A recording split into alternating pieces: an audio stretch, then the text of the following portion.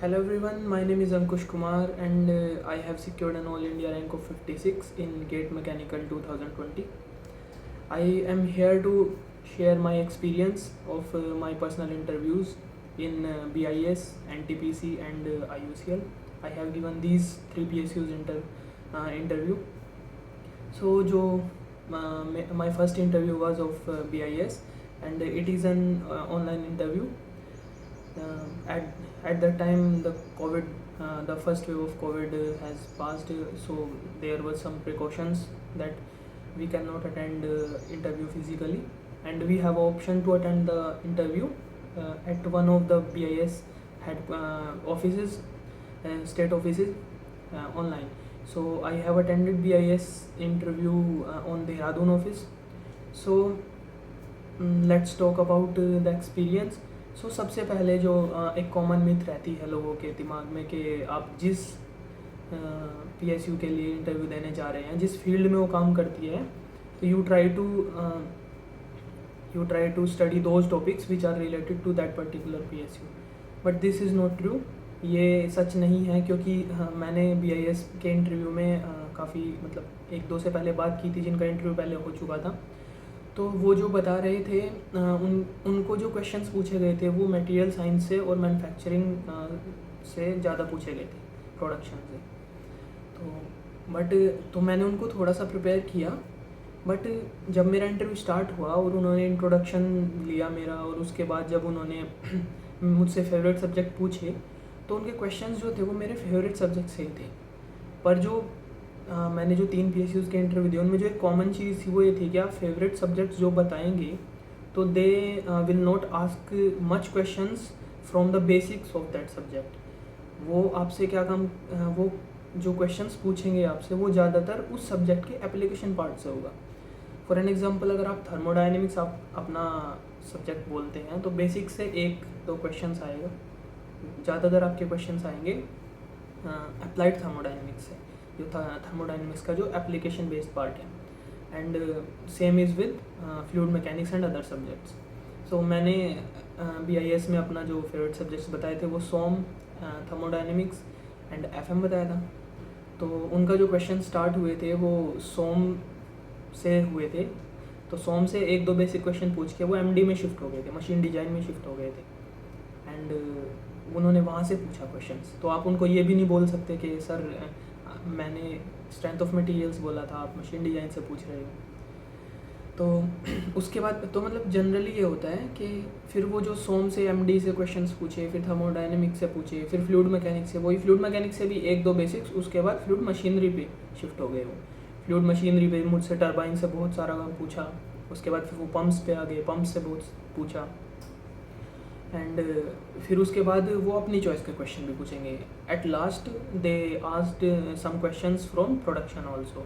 उन्होंने जिग्स और फिक्चर्स के बारे में भी पूछा, जो हम गेट मैकेनिकल के पॉइंट ऑफ व्यू से, गेट एग्ज़ाम के पॉइंट ऑफ व्यू से ज़्यादा इम्पोर्टेंट नहीं होता. So and HR questions, BIS में HR क्वेश्चंस कुछ नहीं थे, NTPC और IUCL में HR क्वेश्चंस थे. तो जब मेरा स्टार्टिंग हुआ इसका इंटरव्यू का, तो सबसे मेन होता है आपका इंट्रोडक्शन. तो आप अपने इंट्रोडक्शन को ध्यान से प्रिपेयर कीजिए, क्योंकि वहाँ से भी क्वेश्चंस आएंगे. जैसे वो आपसे आपका फाइनल ईयर प्रोजेक्ट पूछ सकते हैं. वैसे तो आपको मेंशन करना होता है, अगर आपने मेंशन नहीं किया तो वो आपका फाइनल ईयर प्रोजेक्ट आपसे पूछेंगे. जैसे BIS में पूछा था, NTPC में पूछा था, IUCL में भी पूछा था. तो आपको आपके जो प्रोजेक्ट है उससे रिलेटेड क्या क्वेश्चंस बन सकते हैं, आपने उसमें क्या किया था. और डजेंट मैटर कि आपने वो खुद किया था या नहीं किया था, बट आपको वहाँ पे जब आप बताओगे अपने प्रोजेक्ट के बारे में तो ऐसा लगना चाहिए कि वो आपने किया था. और इसका एक सिंपल सा तरीका ये होता है कि जब आप खुद से कोई चीज़ करते हो तो उसमें ज़रूर कुछ ना कुछ प्रॉब्लम आती है, 1 या 2 प्रॉब्लम कम से कम आएंगी. तो try to identify those 1 or 2 problems which will sound like they occurred in real life. Note ऐसा कोई प्रॉब्लम मत ढूंढ लेना जो अगर आप प्रोजेक्ट बना रहे हो कॉलेज में और आपको फेस ना हुई हो.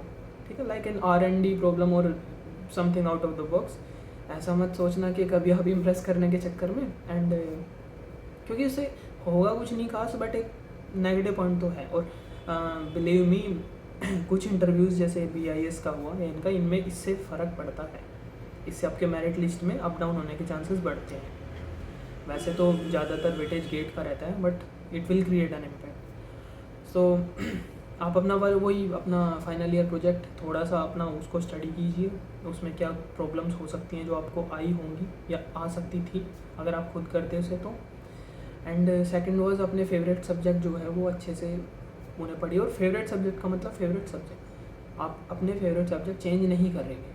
आप ये मत करना कि मैं BIS का इंटरव्यू देने जा रहा हूँ तो मैं फेवरेट सब्जेक्ट ये रख लेता हूँ, मैं NTPC का इंटरव्यू देने जा रहा हूँ तो मैं फेवरेट सब्जेक्ट ये रख लेता हूँ।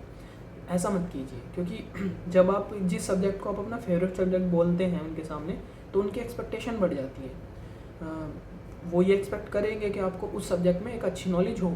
और अगर आप एक ऐसे सब्जेक्ट को चूज़ करते हैं जो आपका एक्चुअल में फेवरेट नहीं है, तो आपके आंसर देने के तरीके से उनको ये पता लग जाएगा कि this is not his favourite subject. और अगर उनको ये मतलब उन्होंने मान लिया कि वो फेवरेट सब्जेक्ट है, जो आप बताओगे उन्हें तो यही मानेंगे ऑब्वियसली, और फिर आप उसमें आंसर नहीं कर पा रहे हो, तो उससे एक ये इमेज बनती है कि आप अगर अपने फेवरेट सब्जेक्ट में इस लेवल तक की नॉलेज नहीं रख पा रहे हो, तो जो बाकी सब्जेक्ट बचे आप, और अगर बाकी जो आपको ऐसा कोई काम दिया जाता है जिसमें आपका इंटरेस्ट ना हो, तो फिर तो आप उसमें इतना कुछ खास कर ही नहीं पाएंगे, एवरेज भी नहीं कर पाएंगे। तो आप अपने फेवरेट सब्जेक्ट सेम रखिए।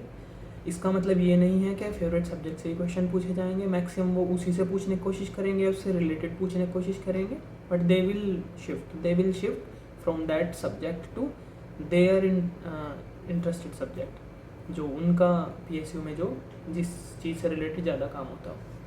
तो इसके लिए आपको ये भी रिसर्च थोड़ी सी करके चले जाना कि उस PSU से रिलेटेड क्या ऐसे हो सकते हैं जो हमें थोड़ा जानना चाहिए। और उनके बारे में आपको उन पर PhD नहीं करनी, बट हाँ उन सब्जेक्ट के बारे में आपको थोड़ी बेसिक नॉलेज होनी चाहिए, उनकी भी एक आप थोड़ा सा रिवीजन करके जा सकते हो। जैसे अगर हम BIS की बात करें, तो BIS का जो वर्क एरिया है वो है सर्टिफिकेशन एंड स्टैंडर्डाइजेशन, जो मेन है।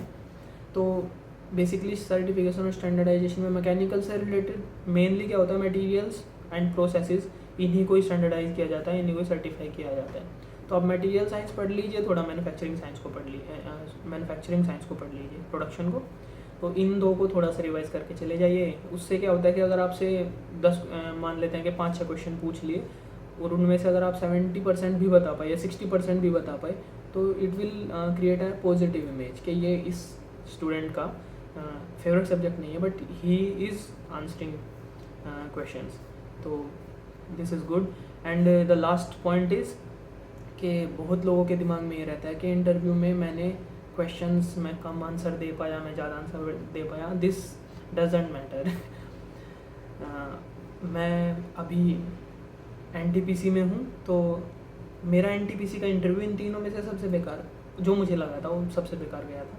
तो ये मैटर नहीं करता कि आपने कितने क्वेश्चंस के आंसर दिए, कितने के नहीं, बस आपकी अप्रोच कैसी थी, और जो मैंने ये पॉइंट्स बताए आप इन पॉइंट्स में कैसा परफॉर्म किए, कि आपका फेवरेट सब्जेक्ट में आपने कैसा परफॉर्म किया, जो नॉट फेवरेट सब्जेक्ट था आपने उसमें कैसा बताया, आपने अपना प्रोजेक्ट कैसे बताया, किस तरह से, और अपने आप को पोर्ट्रे कैसे करते हैं। And be confident. ज़्यादा तो देखो, ज़्यादा वेटेज तो गेट का ही होता है, तो आपका एक फैक्टर तो डिसाइड वही कर देगा। बट हाँ, इंटरव्यू से है कि आप मेरिट लिस्ट में ऊपर नीचे होने का काम कर सकते हो। जैसे BIS में वेटिंग लिस्ट होती है, तो आप उसमें वेटिंग लिस्ट में ऊपर रहोगे, नीचे रहोगे, वहाँ पे ये चीज़ हो सकता है। वरना जो सिलेक्टेड कैंडिडेट्स हैं तो वो तो सभी बराबर हैं, उनमें क्या ही फ़र्क पड़ता है कि आप ऊपर हो या नीचे हो। ठीक है, तो that's all, and wish you all the best for your upcoming interviews and upcoming GATE exam, whatever.